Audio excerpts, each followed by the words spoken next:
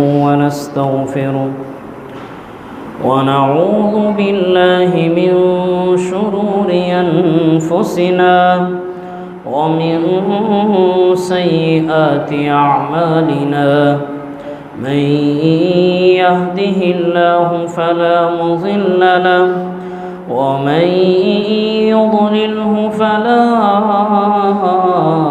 هادي له وأشهد أن لا إله إلا الله وحده لا شريك له وأشهد أن محمدا عبده ورسوله اللهم صل على محمد وعلى آل محمد كما صليت على إبراهيم وعلى آل إبراهيم إنك حميد مجيد اللهم بارك على محمد وعلى آل محمد كما باركت على إبراهيم وعلى آل إبراهيم إنك حميد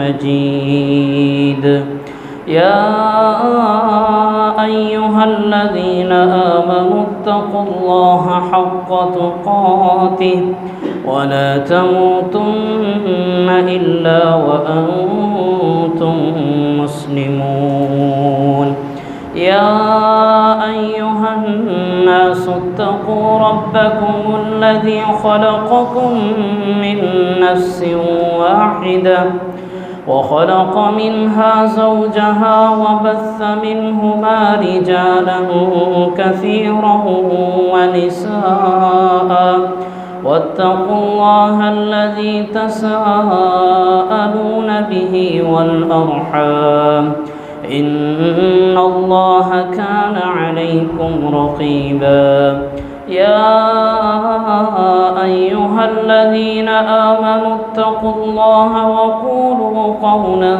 سديدا يصلح لكم أعمالكم ويغفر لكم ذنوبكم ومن يطع الله ورسوله فقد فاز فوزا عظيما أما بعد فإن خير الحديث كتاب الله وخير الهدي هدي محمد صلى الله عليه وسلم وشر الأمور محدثاتها وكل محدثة بدعة وكل بدعة ضلالة وكل ضلالة في النار قال الله سبحانه وتعالى في الكلام المجيد والفرقان الحميد أعوذ بالله من الشيطان الرجيم يا بني إسرائيل اذكروا نعمتي التي أنعمت عليكم وأني فضلتكم على العالمين وقال سبحان الذي أسرى بعبده ليلا من المسجد الحرام إلى المسجد الأقصى رب اشرح لي صدري ويسر لي أمري واحلل عقدة من لساني يفقه قولي رب زدني علما رب زدني علما رب زدني فهما صدق الله العظيم हर किस्म की हम्द व सना तारीफ़ात तस्बीहात अल्लाह मालिकुल मुल्क के लिए लायक और ज़िबा है, जो रब ताला पूरी कायनात का पालने वाला खालिक मालिक राज़िक तन्हा यकता ज़ात है। दुरूद व सलाम इमामुल अंबिया इमाम कायनात जनाब मुहम्मदुर रसूलुल्लाह صلی اللہ علیہ وسلم کی ذات اقدس پر اور بے شمار لا تعداد رحمت نازل فرمائے اللہ رب العالمین صحابہ کرام رضوان اللہ علیہم اجمعین پر۔ محترم بھائیو، اسلام کی تاریخ میں مسلمانوں کے سب سے بدترین دشمن یہودی رہے ہیں۔ جیسا کہ آج کل آپ جانتے ہیں کہ جو معاملات چل رہے ہیں، جو حماس کی ایک پٹی ہے فلسطین میں جسے غزہ بھی کہا جاتا ہے، غزہ کا مقام، انہوں نے حملہ کیا اسرائیل پر، جو یہودیوں کا گڑھ ہے، یہودیوں کا ملک ہے۔ اور وہ حملے کی پیچھے وجہ اسرائیل کے بہت زیادہ مظالم تھے جو وہ مسلمانوں کے اوپر کر رہے تھے۔ آخر ایک چوٹ کھانے والا کب تک چوٹ کھا سکتا ہے؟ تو جو ان سے جوابی کارروائی ہو سکی انہوں نے جواباً حملہ کیا۔ 7,000 کے قریب چھوٹے چھوٹے میزائل چھوڑے۔ اس سے کوئی زیادہ نقصان تو نہیں وہ کر سکے اسرائیل کا، کہ اسرائیل ایک بڑی پاور ہے، وہ ایک چھوٹا سا ایریا ہے مسلمانوں کا، تو اتنا نقصان نہیں کر سکتے، نہ ہی وہ کر سکیں گے، کیونکہ ابھی ان کی فوج کی تعداد بہت تھوڑی ہے، نسبتاً ان کے پاس جگہ بھی بہت کم ہے۔ تو انہوں نے سوچا ہم نے ویسے ہی جب مرنا ہی ایسے ہے تو پھر ہم لڑ کے مرے، لڑائی کر کے، جنگ کر کے، اس وجہ سے وہ جوابی کارروائی کی گئی۔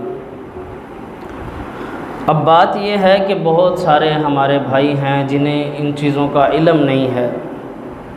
فلسطین کیا ہے، اسرائیل کیا ہے، بیت المقدس کیا ہے، مسجد اقصیٰ کیا ہے، جبکہ یہ ساری کی ساری چیزیں ہمارے دین اسلام میں بہت اہمیت کی حامل ہیں۔ یہ مقامات، یہ جگہیں دین اسلام میں بہت اہمیت رکھنے والی ہیں۔ بیت المقدس کا ذکر قرآن مجید میں بھی آیا ہے، مسجد اقصیٰ کا ذکر قرآن مجید میں بھی ہے، اور اسی طرح یہود و نصارہ کا ذکر بھی قرآن مجید میں موجود ہے۔ اور ان کے ساتھ ابھی معاملات ہمارے ختم نہیں ہوئے، بلکہ قیامت کے قریب تک ہمارے ان کے ساتھ معاملات چلنے ہیں، وہ دشمنی کی بنا پر ہوں، جنگوں کی بنا پر ہوں، جب رسول اللہ صلی اللہ علیہ وسلم کی پیشن گوئیاں موجود ہیں تو ہمیں کم از کم اپنے دشمن کا علم ضرور ہونا چاہیے۔ اب ہم تو یہاں بآسانی بیٹھے ہیں، لیکن جو فلسطینی مسلمان ہیں، جو دکھ میں ہیں، تکلیف میں ہیں، ان سے پوچھئے۔ وہی رسول اللہ صلی اللہ علیہ وسلم کا فرمان کہ مسلمان ایک جسم کی مانند ہے، اگر ایک جسم کے کسی ایک حصے کو تکلیف ہو تو پورا جسم محسوس کرتا ہے اس تکلیف کو۔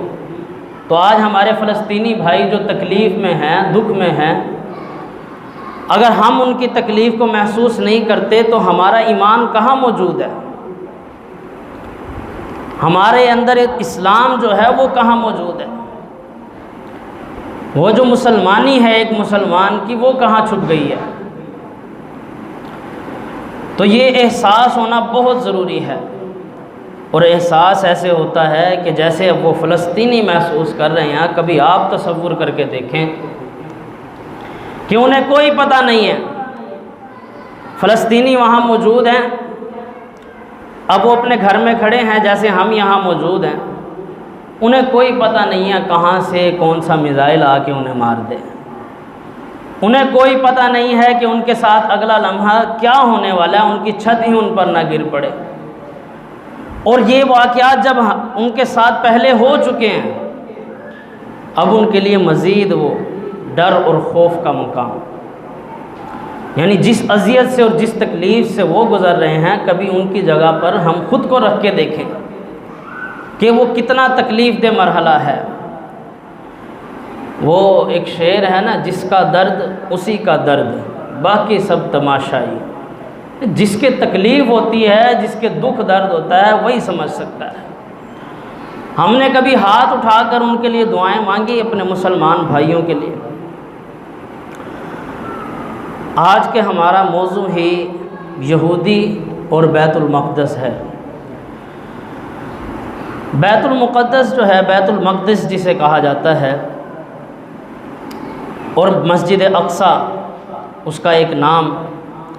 مسجد اقصی الگ ہے، اور وہ جو ایک ڈوم آف دا رو ہمیں نظر آتا ہے، بڑا ڈوم، وہ ایک الگ ہے۔ دونوں قریب قریب ہی ہیں۔ جسے ہم سمجھ رہے ہوتے ہیں مسجد اقصی، حقیقت میں وہ مسجد اقصی نہیں ہے۔ وہ جو ایک بڑا سا ڈوم ہم دیکھتے ہیں بیت المقدس کا، وہ چٹان والا ڈوم کہلایا جاتا ہے۔ وہ مقام ہے جہاں سے رسول اللہ صلی اللہ علیہ وسلم معراج پہ گئے تھے، اور مسجد اقصی اور مقام ہے اس سے تھوڑے سے ہی فاصلے پر۔ اب یہ مسجد اقصی ہے، اور مسجد اقصی کی دائیں جانب وہ مقام ہے جسے ہیکل سلیمانی کہا جاتا ہے، جو حضرت سلیمان علیہ السلام نے تعمیر کروایا تھا جنات سے۔ یا اب آپ کو باتیں غور سے ذرا سننی پڑیں گی تاکہ آپ کو بات سمجھ آ سکے۔ بیت المقدس ہے اور مسجد اقصی ہے۔ مسجد اقصی اس کا گنبد چھوٹا ہے، گرین تیز سبز سے کلر کا، وہ مسجد اقصی ہے۔ مسجد اقصی کی دائیں جانب ہیکل سلیمانی ہے، اور مسجد اقصی سے 1 کلومیٹر سے بھی کم فاصلے پر، مسجد اقصی سے پیچھے وہ ڈوم آف دا رو ہے جو آپ کو نظر آتا ہے، جس کے ساتھ اکثر لکھا ہوتا ہے مسجد اقصی۔ وہ ڈوم ہے جو نظر آتا ہے، سونے کا بنا ہوا گنبد۔ وہاں سے رسول اللہ صلی اللہ علیہ وسلم معراج پر گئے تھے۔ اب یہ ہیکل سلیمانی، یہ مسجد اقصی، یہ ڈوم آف دا رو، اور یہ پورا بیت المقدس جسے یروشلم بھی کہا جاتا ہے، جسے گولڈن سٹی بھی کہا جاتا ہے، بہت سارے اس کے نام۔ اس کی کیا تاریخ ہے اور اس کا کیا پس منظر ہے، اس کو سمجھنا بہت ضروری ہے۔ تو اس بات کو سمجھنے کے لیے آپ کو سب سے پہلے یہ سمجھنا ہوگا کہ یہ مقدس جگہ سب کے لیے اتنی مقدس کیوں ہے۔ یہ جان لیجئے کہ یہ بیت المقدس یہ مسلمانوں کے لیے بھی ایک احترام کی، عزت کے مقام کی جگہ ہے، اور یہ عیسائیوں کے لیے بھی بہت بڑا مقام رکھنے والی جگہ ہے، اور یہودیوں کے لیے بھی یہ بہت بڑا مقام رکھنے والی جگہ ہے بیت المقدس۔ اس کے پیچھے وجہ یہ ہے کہ یہاں بہت سے انبیاء گزرے ہیں، انبیاء علیہ السلام۔ اب جو ہیکل سلیمانی ہے وہ تعمیر کروایا تھا حضرت سلیمان علیہ السلام نے اپنے دور میں جنات سے، اور وہ تعمیر کرواتے ہوئے ہی حضرت سلیمان علیہ السلام اس دنیا سے چلے گئے تھے۔ آپ واقعہ سنتے ہیں نا قرآن مجید میں کہ لاٹھی پکڑی ہوئی تھی اور تعمیر کروا رہے تھے جنات سے، اور پھر ایسا ہوتا ہے کہ اس لاٹھی کو دیمک کھانا شروع کرتی ہے، اور کھاتے کھاتے وہ جب لاٹھی ختم ہو جاتی ہے تب جنات کو پتہ چلتا ہے کہ حضرت سلیمان علیہ السلام فوت ہو چکے ہیں، کیونکہ اس لاٹھی کے سہارے حضرت سلیمان علیہ السلام کا جو جسم مبارک ہے اس میں جان تو موجود نہیں ہوتی، اللہ نے روح نکال لی ہوتی ہے حضرت سلیمان کی، تو اس لاٹھی کے سہارے وہ کھڑے ہوتے ہیں یا بیٹھے ہوتے ہیں، لیکن جنات سمجھتے ہیں کہ یہ زندہ ہیں، اور حضرت سلیمان علیہ السلام کا ڈر خوف اتنا زیادہ تھا کہ وہ کام روکتے نہیں تھے، تو ان جنات کے ذریعے وہ ہیکل سلیمانی تیار ہوا جو مسجد اقصی کے بالکل بغل میں ہے دائیں ہاتھ پہ۔ اس کی یہ تاریخ ہے ہیکل سلیمانی کی۔ تو اس لیے اب وہ مقام یہودیوں کے لیے بہت بڑا مقام ہے، جو ہیکل سلیمانی ہے وہ یہودیوں کے لیے بہت بڑا مقام رکھنے والی جگہ ہے، کیونکہ ان کی تاریخ جڑی ہوئی ہے اس کے ساتھ۔ اب آ جائیں مسجد اقصی کی طرف۔ مسجد اقصی کی کیا تاریخ ہے؟ مسجد اقصی جناب محمد الرسول اللہ صلی اللہ علیہ وسلم سے پوچھا گیا، اے اللہ کے رسول صلی اللہ علیہ وسلم، جب سے یہ دنیا کائنات بنی ہے اس میں سب سے پہلے کون سی مسجد تعمیر کی گئی، کون سی مسجد بنائی گئی، اللہ کا کون سا گھر تعمیر ہوا؟ تو آپ صلی اللہ علیہ وسلم نے فرمایا مسجد حرام، بیت اللہ، وہ اللہ کا گھر، وہ تھا مقام جس طرف رخ کر کے سب اللہ کی عبادت کیا کرتے تھے۔ پھر اس صحابی نے پوچھا اس کے بعد، آپ صلی اللہ علیہ وسلم نے فرمایا اس کے بعد دوسرے نمبر پہ ہے مسجد اقصی، جو انبیاء علیہ السلام جس مسجد کے اندر اللہ کی عبادت کرتے رہے۔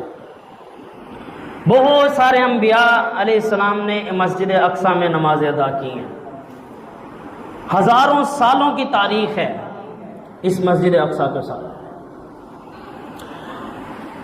تو یہ بہت بڑی عظمت رکھنے والی ہے بخاری مسلم کے مطابق بھی۔ اور پھر اسی طرح صحیح بخاری میں ایک حدیث آتی ہے کہ رسول اللہ صلی اللہ علیہ وسلم نے فرمایا کہ 3 مسجدوں کے علاوہ کسی مسجد کی طرف بھی ثواب کی نیت سے کوئی سفر نہیں کر سکتا، یعنی کہ کجاوا کس کر ایک یہ سمجھنا کہ میں اگر اس مسجد میں نماز ادا کروں گا تو مجھے زیادہ اجر و ثواب ملے گا۔ صرف 3 مسجدیں ایسی ہیں جن کی طرف یہ سوچ کر بندہ سفر کر سکتا ہے کہ اگر میں ان مسجدوں میں نماز ادا کروں گا تو مجھے عام مسجدوں کی نسبت اجر و ثواب زیادہ ملے گا۔ اور پھر اس میں آپ صلی اللہ علیہ وسلم نے فرمایا پہلے نمبر پہ ہے حرام، مسجد حرام، بیت اللہ، خانہ کعبہ، اللہ کا گھر، پہلے نمبر پہ وہ۔ دوسرے نمبر پر آپ صلی اللہ علیہ وسلم نے مسجد اقصی کا ذکر فرمایا کہ یہ مسجد ہے جس کی طرف اگر انسان نیت کرے کہ میں اگر وہاں نماز ادا کروں گا مجھے اجر و ثواب زیادہ ملے گا، تو یہ اس کی نیت بالکل ٹھیک ہے، اس کو واقعتاً عام نمازوں سے زیادہ اجر و ثواب ملے گا۔ اور تیسرے نمبر پہ ہے مسجد نبوی، جو رسول اللہ صلی اللہ علیہ وسلم نے مدینہ میں تعمیر کی تھی، اس کے اندر بھی زیادہ اجر و ثواب ملتا ہے عام مساجد کی نسبت۔ عام مساجد میں نماز پڑھنے کا کم اجر و ثواب ہے، اور مسجد نبوی میں جو ادا کرتا ہے اسے 1000 گنا زیادہ ثواب ملتا ہے۔ تو یہ ہے مسجد اقصی جس کے اندر کئی انبیاء علیہ السلام نے امامت بھی کروائی ہے، نمازیں بھی پڑھائی ہیں اور نمازیں پڑھی بھی ہیں۔ اور پھر آ جائیں یہ بیت المقدس، ڈوم آف دا روک، اس کی بھی بڑی تاریخ ہے۔ یہ وہ ہے وہ چٹان، اس کے اندر وہ چٹان جس کے اوپر سے رسول اللہ صلی اللہ علیہ وسلم معراج کے لیے گئے تھے۔ یہاں سے رسول اللہ صلی اللہ علیہ وسلم کے معراج کا سفر شروع ہوا تھا، یعنی آپ مکہ سے بیت المقدس گئے ہیں، بیت المقدس سے پھر آپ صلی اللہ علیہ وسلم آسمانوں کی سیر کے لیے گئے ہیں، جسے کہا جاتا ہے الاسراء والمعراج۔ الاسراء کہا جاتا ہے زمینی سفر کو، والمعراج آسمانی سفر، یعنی زمینی سفر جو تھا وہ آپ صلی اللہ علیہ وسلم کا یہ بیت المقدس کی طرف ہی تھا، اور آسمانی سفر والمعراج وہ 7 آسمانوں کی سیر۔ تو اس لحاظ سے یہ تمام کے تمام جو یہ 3 بڑے گروہ ہیں، یہودی بھی جو موسیٰ علیہ السلام کے پیروکار اور بنی اسرائیل، ان کے لیے بھی بڑا مقام رکھنے والی جگہ ہے، کیونکہ سلیمان علیہ السلام کی بھی اس میں تاریخ ہے، موسیٰ علیہ السلام کی بھی تاریخ ہے اس شہر کے ساتھ۔ اسی طرح عیسائی، ان کی بھی تاریخ جڑی ہوئی ہے اس کے ساتھ، وہ انشاءاللہ میں ابھی آگے ذکر کروں گا۔ اور اسی طرح مسلمان بھی، ان کی بھی بڑی گہری تاریخ اس کے ساتھ جڑی ہوئی ہے، کیونکہ حضرت ابراہیم علیہ السلام کا بھی بہت زیادہ وقت گزرا ہے۔ حضرت ابراہیم علیہ السلام نے بھی اپنی دعوت یہاں سے شروع کی، آغاز شروع کیا، تو یہ بہت سے انبیاء کا مسکن رہا۔ پھر اس کو ایک مقام یہ بھی حاصل ہے کہ رسول اللہ صلی اللہ علیہ وسلم پر جب نماز فرض ہوئی، آپ کو تحفہ دیا گیا نماز کا، تو صحیح بخاری میں بھی حدیث آتی ہے، صحیح مسلم میں بھی حدیث آتی ہے کہ رسول اللہ صلی اللہ علیہ وسلم نے مدینہ میں آنے کے بعد جب نماز کا آغاز ہوا تو 17 مہینے تک بیت المقدس کی طرف رسول اللہ صلی اللہ علیہ وسلم نے رخ کر کے نماز ادا کی۔ یہ وہ مقام ہے بیت المقدس جس کی طرف 17 مہینوں تک بیت المقدس کی طرف رخ کر کے رسول اللہ صلی اللہ علیہ وسلم نے نمازیں پڑھائی ہیں۔ لیکن آپ وسلم کی دلی خواہش تھی ہے کہ اللہ تعالیٰ میرا قبلہ وہی بنا دے جو ابراہیم علیہ السلام کا تھا. میں ملت ابراہیم پہ ہوں تو لہٰذا اللہ میرے لیے بھی وہی قبلہ بنا دے کہ ابراہیم علیہ السلام کا تھا. بیت اللہ حرم شریف.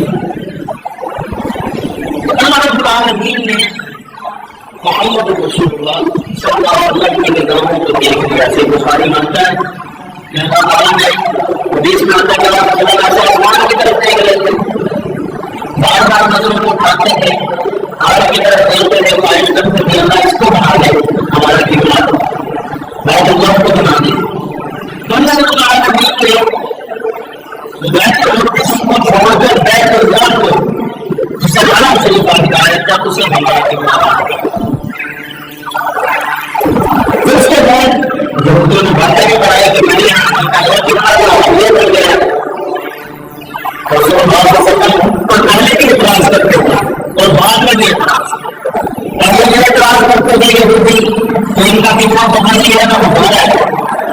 مجھے پتا تھا کہ ابراہیم علیہ السلام نے کتنا بنا دیا خراب کو بیان ہوتا تو اس کے بعد پر کوئی اعتراض کرتے سیدون مصطفیٰ سے بات ہوتا دوسرے سے پہلے جو شروع ہونے کے اعتراضات تو شروع ہو جاتے ہیں مطلب بیان فرمائے. ٹھیک ہے, یہودیوں کا قبلہ بیت المقدس میں رہ گیا اور مسلمانوں کا قبلہ رہ گیا بیت اللہ. اس وقت ایک صحابی گیا, اس نے دیکھا کہ انسان کو بات کر رہا ہے صحیح بخاری بات ہے اور بیت المقدس کی